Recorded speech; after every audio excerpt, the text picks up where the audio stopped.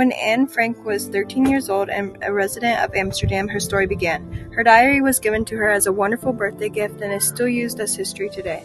Anne Frank and her family's religion was Jewish, and the Jews were forced to wear stars on their coats or jackets. Her family consisted of Anne Frank herself, Otto Frank her father, Margaret Frank her sister, and Edith Frank her mother. Anne Frank's story started to turn around when Margaret got a letter in the mail when she turned 16 to go into a concentration camp.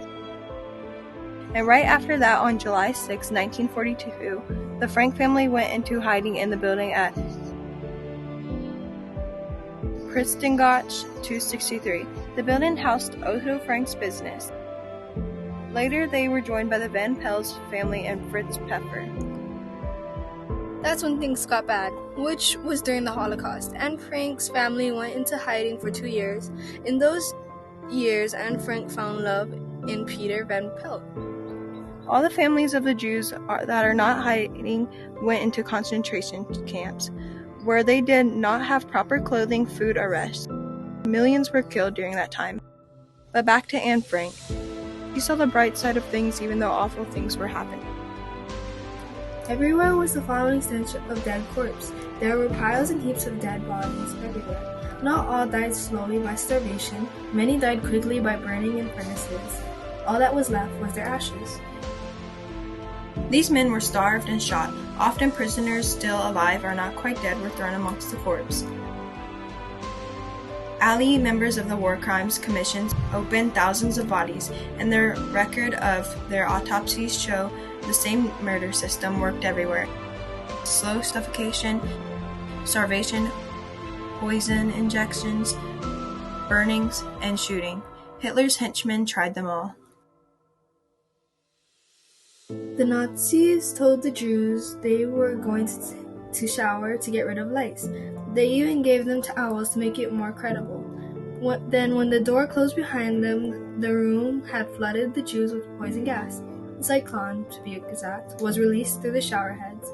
In every camp that used this method to kill the Jews, the gas was always the same, Zyklon.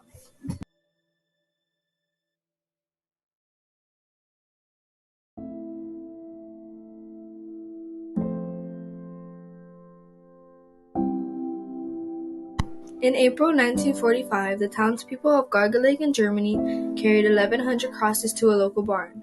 The crosses were for 1,100 fresh graves, the victims of Gargaleg. But that was only a small fraction of the 20 million men, women, and children murdered by the Nazis. A total of 300 concentration camps all over Germany were involved with this.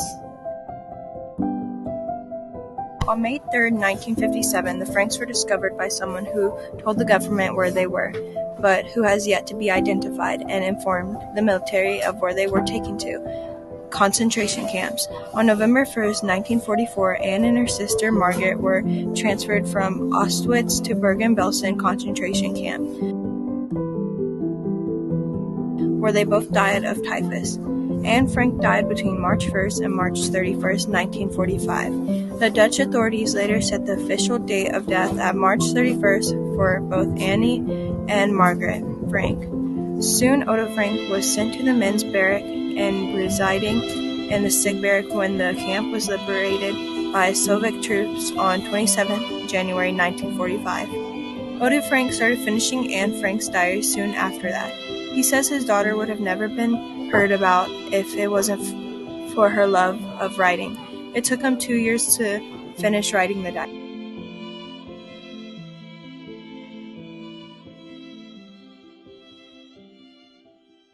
To die, I was ready to give up. We thought perhaps resettlement might help us because everything else was removed from our lives. We had no rights anymore. We had no opportunity to earn a living. I had no schooling, and there was a lot of propaganda demonstration against the Jews. Finally, we were herded into this train. They normally transported cattle. Doors were shut. It was hot in the summer, and when we placed 2 buckets, one bucket for 100 people at least, but many babies and young children. There were no men. A bucket for drinking water, spilled immediately as soon as the train went, and the other one for human soil. Doors were shut, it was dark. Then we thought, is this going to be a resettlement? We did not believe it. So in desperation, most people were crying, moaning, feeling at loss. What else could we do? Any hope just disappeared.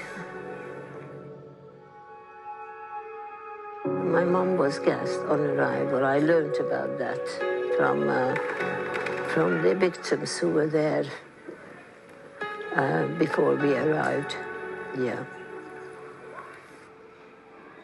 I didn't cry. I mean, there was emotions just had been totally stilled. There was no expression of any fear, because that's what dehumanization does. I mean, it was all numb. We were numbed into non-existent, being non-existent. When liberation came in Belsen, Bergen-Belsen,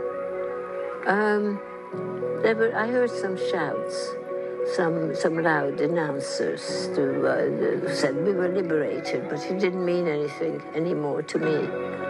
And those who were able to walk, I could see that they went to the food, where the food was stored, and gorged themselves. Many died because we were starving, you know.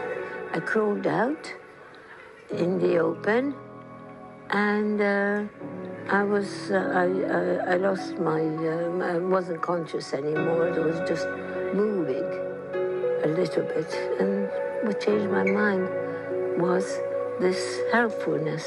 Somebody picks me up and placed me in a small little ambulance, a soldier. And I thought, gosh, you mean kindness still survived? Because I thought this brutality somehow invaded the minds of so many people.